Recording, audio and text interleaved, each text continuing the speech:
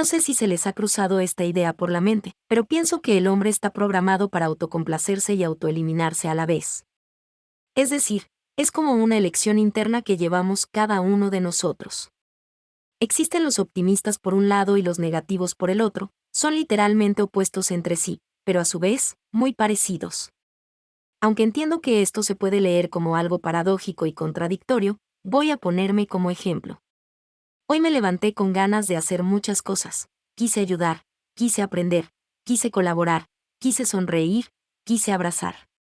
Sin embargo, ayer no fue así. Ayer estaba deprimido, cabizbajo, desanimado, no quería escuchar a nadie.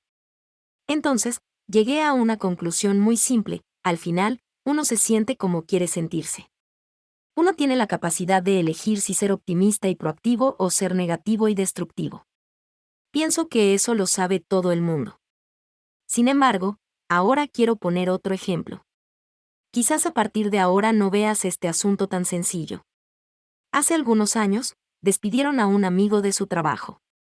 Se quedó literalmente en la calle. Tenía hijos, una casa y deberes y obligaciones que cumplir. Cuando no padecía necesidad, no se preocupaba de nada. Lo podías encontrar en cualquier bar de la ciudad, derrochando dinero y tiempo. Casi siempre, el dinero lo solucionaba todo. No obstante, cuando se vio literalmente cara a cara con la necesidad, tuvo que empezar a cambiar muchos hábitos en él, ya que dejó de estar arriba y empezó a estar abajo. Empezó a tener los hábitos de pedir por favor, de humillarse, de respetar más a las personas. Después de haber pasado por todo esto en todos estos años, se logra percibir con claridad que es una persona totalmente diferente a la anterior. Se volvió responsable, considerado, educado, lo que antes no era. En este caso, la virtud de mi amigo fue que se pudo desprender de su viejo hombre y se renovó completamente. A esto se le podría definir como una persona inteligente. Pero ahora trata de poner atención en esto. Mi amigo era una persona adulta y por ser una persona adulta tenía la capacidad de decidir en sí mismo lo que quería o no quería hacer. Podía decidir darse al abandono o podía decidir esforzarse y cambiar su destino. Un adulto tiene la capacidad de maniobrar de esa manera sus pensamientos. Como lo dije antes, yo decido ser bueno, ser malo, ser positivo, ser negativo. Sin embargo, una pregunta aparece por sí sola: ¿tendrá la misma capacidad de discernimiento un niño que un adulto? Cuando a un niño le dices come toda tu comida porque si no va a venir el lobo y te va a llevar, preguntó el niño. ¿Tiene la capacidad de discernir siquiera la realidad de la fantasía? ¿Puede desechar lo que es bueno y lo que es malo para él? Son muchos niños que consideran lo surrealista como lo real y basan su manera de pensar en lo que escuchan, sea real o sea irreal, sea bueno o sea malo para él. Así como una persona adulta se forma un carácter en base a sus experiencias, en los niños sucede exactamente lo mismo. Ellos también van formando su carácter en base a sus experiencias, pero en cuanto a la capacidad de discernir entre lo bueno y lo malo, entre lo que les conviene y lo que no les conviene, un niño no puede diferenciar. Entonces, nos preguntamos, ¿por qué una persona es insegura? ¿Por qué una persona es temerosa? ¿Por qué a una persona no le resulta fácil decidir entre ser optimista y ser pesimista? ¿Por qué una persona no puede abandonar sus miedos y prejuicios, aunque lo procure con todo su corazón? Muchas de esas respuestas se encuentran estrechamente relacionadas con su niñez. Son personas que no han podido romper ni superar alguna experiencia traumática en el pasado. Hay personas que viven acomplejadas por su estatura. Hay otras que no pueden hablar frente al público. Incluso hay personas que no son capaces de mirar a los ojos por vergüenza. ¿Dónde se formaron todas esas inseguridades? ¿Alguien te dijo feo de pequeño y por eso caminas inseguro por la vida? ¿Alguien te dijo que no puedes y se te marcó la idea de que no podías? Al igual que muchas personas con complejos y miedos, yo también fui víctima de mucha gente ignorante que, en mi infancia, me degradó, me discriminó, me excluyó. Sin embargo, aunque esas inseguridades vivieron por mucho tiempo en mí, logré darme cuenta de dónde estaba el verdadero error. Por supuesto, el error estaba en mí. Era yo el que no había comprendido que solo yo podía decidir cómo sentirme. Claro, uno no puede tener un concepto mayor de sí mismo del que debería tener, pero obviamente debemos tener la capacidad de querernos, amarnos y respetarnos a nosotros mismos. Es una cuestión de autoeducarse nuevamente y de creer que realmente todos somos importantes. Al igual que muchas personas con complejos y miedos, yo también fui víctima de mucha gente ignorante que, en mi infancia, me degradó, me discriminó, me excluyó. Sin embargo, aunque esas inseguridades vivieron por mucho tiempo en mí, logré darme cuenta de dónde estaba el verdadero error. Por supuesto, el error estaba en mí. Era yo el que no había comprendido que solo yo podía decidir cómo sentirme. Claro, uno no puede tener un concepto mayor de sí mismo del que debería tener, pero obviamente debemos tener la capacidad de querernos, amarnos y respetarnos a nosotros mismos. Es una cuestión de autoeducarse nuevamente y de creer que realmente todos somos importantes. Está de más decir que no debemos hacer a otros lo que otros nos hicieron a nosotros, mucho menos a los que tienen una mente frágil y débil. No importa qué tipo de persona encuentres en la vida, nunca la degrades por su aspecto físico. No categorices a las personas por sus debilidades. Es importante recalcar este asunto porque todos sabemos muy bien que las víctimas a menudo se vuelven victimarios, ¿no es así? Es decir, ya que en su vida sintieron el menosprecio de los demás, entonces yo también menosprecio a los demás. Haciendo esto, solo creará un círculo vicioso que nunca acabará. Me parece importante decir que todos los límites que tenemos las personas se deben, puntualmente, a cosas que no hemos podido desarraigar de nosotros mismos. Cuando un ser humano no logra romper esa cadena de limitaciones, se queda automáticamente atado a esos complejos y sentimientos de culpa e inferioridad. Claro que no es fácil poner manos a la obra en este asunto, pero si lo pones en práctica en tu día a día, estoy seguro de que podrás salir de esta atadura mental. En la universidad, había una señorita extremadamente peculiar. Pintaba su cabello de color azul, sus uñas de color morado, e incluso su vestimenta era algo extravagante. Cualquiera que la veía pensaba que era una persona muy segura de sí misma, que solo trataba de implantar alguna moda entre los estudiantes. Pero daba la casualidad de que cada vez que uno hablaba con ella, se notaba que le sudaban las manos, se ponía nerviosa y no podía mantener una conversación tranquila y fluida. Entonces, podría decirse que es una persona segura que únicamente trataba de implantar un estilo y una moda diferente. Por supuesto, que no. Esa manera de vestir era solo una pantalla que ella deseaba plasmar, mas no reflejaba a la persona que realmente era. Lo puedo afirmar porque yo mismo lo hice. Claro, no pinté mi cabello de color azul o algo parecido, pero sí me hice algunos tatuajes en el cuerpo. En mi psicología algo alienada, decía que seguramente alguna chica me miraría y quedaría asombrada conmigo. Podría llamar la atención de muchas personas e implantar el respeto.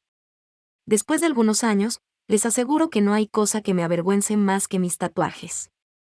Ojo, no estoy en contra de aquella persona que se los hace, tal vez le guste el arte en su piel.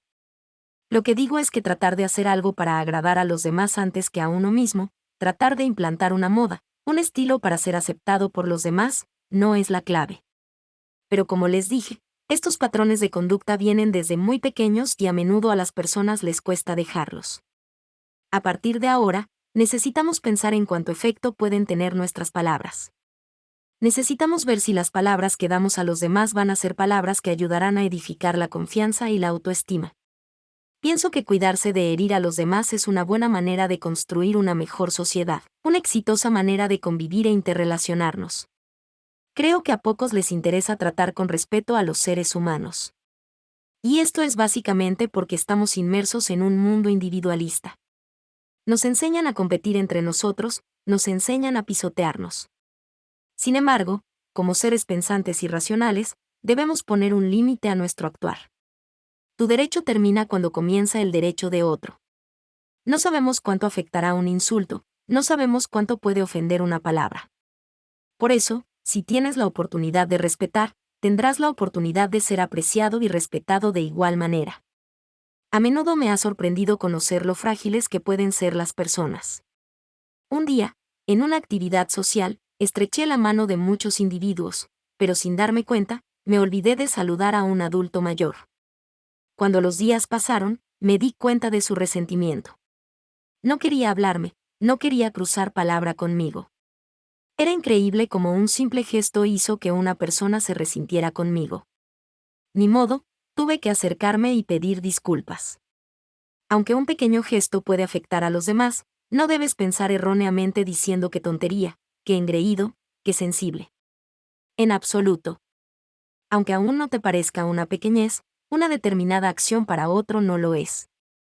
Debes ponerte en el lugar de la otra persona. Es cierto que no podemos complacer a todos, pero en la medida de nuestras posibilidades, hagámoslo. Y mucho más si entendemos que esto nos hace crecer a nosotros más que al otro individuo. Una persona que se disculpa, que pide perdón, que acepta sus errores, que ama y se compadece de los demás, será una bella persona donde esté. Todos tenemos algún conocido con ciertos complejos, debilidades o traumas. Nunca olvides que estas discapacidades mentales en las personas no son motivo de burla o mofa. A partir de ahora, cada vez que nos encontremos con esa persona, recordemos resaltar solo su lado positivo. Acostumbrémonos a mirar el lado bueno del ser humano. Verás qué sencillo es vivir amando a los demás. Y, sobre todo, no olvides que tú o un ser querido pueden recibir la indiferencia y el maltrato de los demás. Naturalmente, este mensaje no estaría completo si no abordáramos la actitud mental que deben tener los agraviados, las víctimas o los sujetos pasivos. Como lo dije antes, la práctica es sumamente importante para salir de un complejo o de una forma de pensar equivocada. ¿Cómo lo hacemos entonces? Es muy fácil. Solo necesitas amarrar en tu mente pensamientos positivos sobre ti mismo. Soy importante, me siento orgulloso de mí, puedo hacerlo, no necesito preocuparme de todo, soy igual que los demás. En una empresa, ordenaban a sus empleados empezar el día dando un elogio a su compañero. Ellos decían: felicitaciones, lo hiciste bien, eres muy talentoso, esa comida, esa camisa te queda excelente, eres muy simpático, este trabajo se logró gracias a tu aporte. Al cabo de algunos meses, esa manera de tratarse se trasladó de manera natural a sus propios hogares. Ya no era suficiente hacer las cosas por la orden que recibían, ahora tratar bien se había convertido en parte de ellos. Se formó un hábito positivo. Una cosa más, si eres afectado por las cosas del pasado, por lo que te hicieron o por lo que te dijeron, entiende algo muy sencillo: las personas a menudo actúan con ignorancia. Un adolescente sacó muy malas notas en el colegio.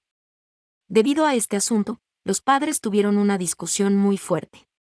Cuando terminó el altercado, la madre gritó al niño de una manera despectiva: eres un fracasado, por tu culpa este hogar nunca tiene armonía. Analízalo, ¿fueron realmente las palabras que quiso decir la mamá? ¿Estaba consciente plenamente de lo que estaba hablando? Claro que no. Pero muchas veces las personas tienden a adjudicarse ese adjetivo calificativo y dicen: creo que tienen razón, soy un fracasado por mi culpa. Siempre pelean mis padres, siempre causo división en este hogar. Bueno sería que esas experiencias queden en el pasado, pero lamentablemente no es así. Cada vez que ocurre un acontecimiento parecido, automáticamente la mente nos dice: es tu culpa. Empiezas a relacionar las cosas y lo haces hasta adulto.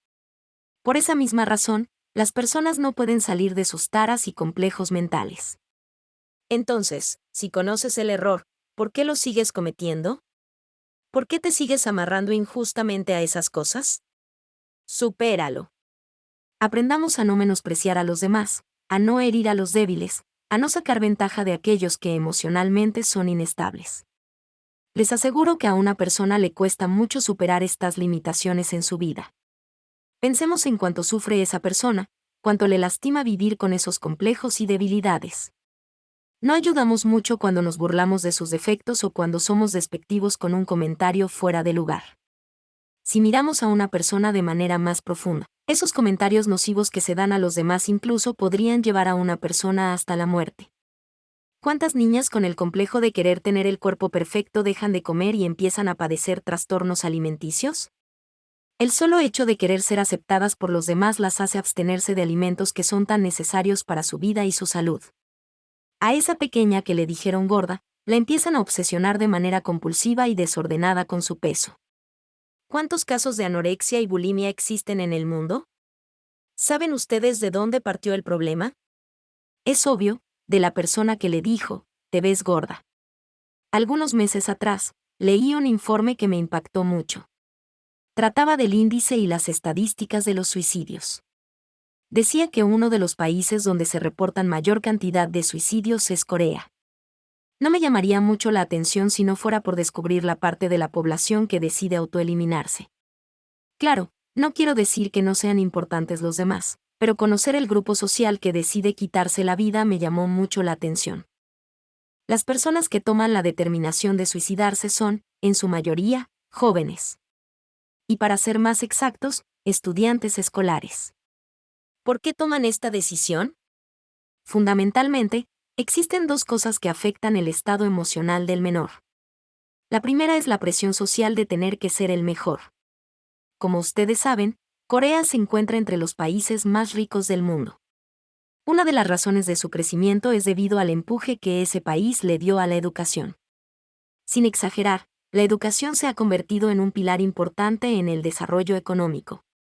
Es por esa razón que cada día esos niños, que serán el futuro de la sociedad coreana, necesitan competir. Ellos saben que solo siendo los mejores podrán ser aceptados en las mejores universidades del país. De lo contrario, les resultará muy difícil lograr un futuro exitoso. Por esa misma razón, ya que los padres no desean el fracaso de sus hijos, los presionan mentalmente de tal manera que los niños se saturan y terminan rindiéndose. Se dice que esos niños estudian tanto que entran al colegio cuando sale el sol y regresan a sus casas solo para descansar o dormir.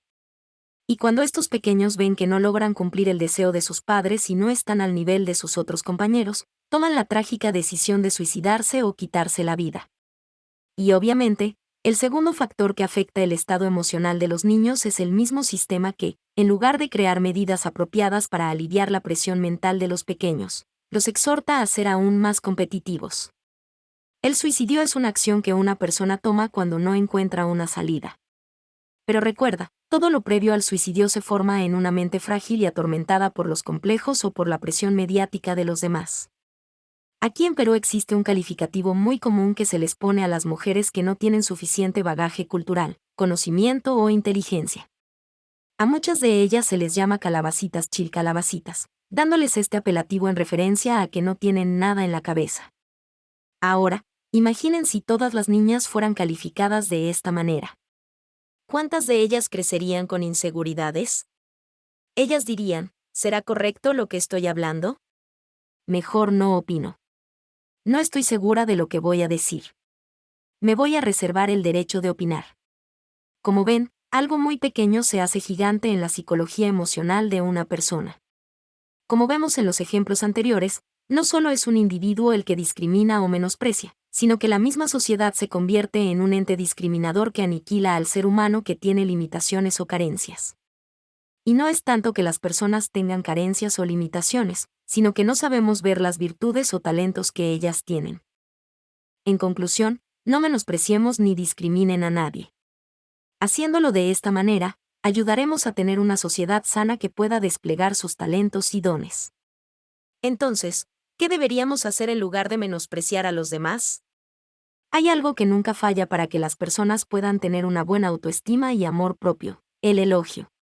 Sin el elogio, cuando las personas son elogiadas, empiezan a tener seguridad en sí mismas. Y no solo seguridad, sino también amor propio. Se empiezan a querer por cómo son, se empiezan a respetar a sí mismas y son capaces de construir otro ser humano igual de bello y talentoso que ellos.